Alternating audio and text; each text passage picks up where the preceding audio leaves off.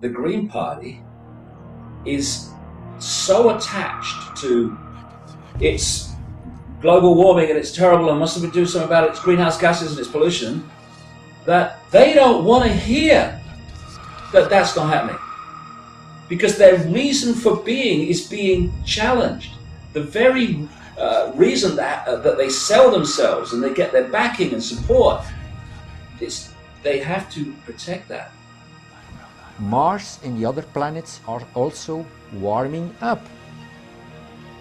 Are they driving a lot of trucks on Mars? Well, I don't see. There are 2 rovers now on Mars. Well, okay, there is climate change. What we're seeing today in terms of global warming and climate change and all the rest of it that goes with that, I do not believe is being caused by mankind and the emissions from our cars and factories and so on. It's the sun. The sun itself is being driven by cosmic forces as well. That we live within a universe of change, and it's foolish of us to think otherwise. A lot of the cycles, and people are talking about the sun entering a new place of the galaxy, a new part of the galaxy that we haven't been around for hundreds of millions of years.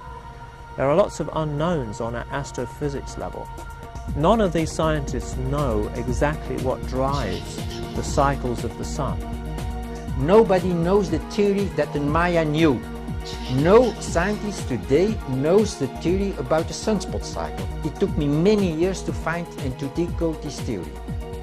If there is one solar flare, 2.5 times bigger than the one from 1989 that destroyed the electric grid system in Canada, then the whole worldwide grid system will be completely shut down. In studies of geomagnetic reversals in the laboratory, they found that it would occur when the geomagnetic field weakens and reduces, and you would also get areas of inverted field breaking out in sort of odd areas. And both of those things have now come to pass. I can tell you as a former Earth scientist is that we are seeing measurable parameters that are changing and appear to be converging. For example, the magnetic fields of the Earth are in rapid decline right now. They reached a peak about 2,000 years ago. They have declined consistently, never looked back since then. We are now at the lowest magnetic point in global magnetics that we've been the last 2,000 years. Now that those who sit in higher positions of power and influence, they know all this. I have absolutely no doubt that they know about this. Whether it's disaster, or nirvana, depends on, where you are.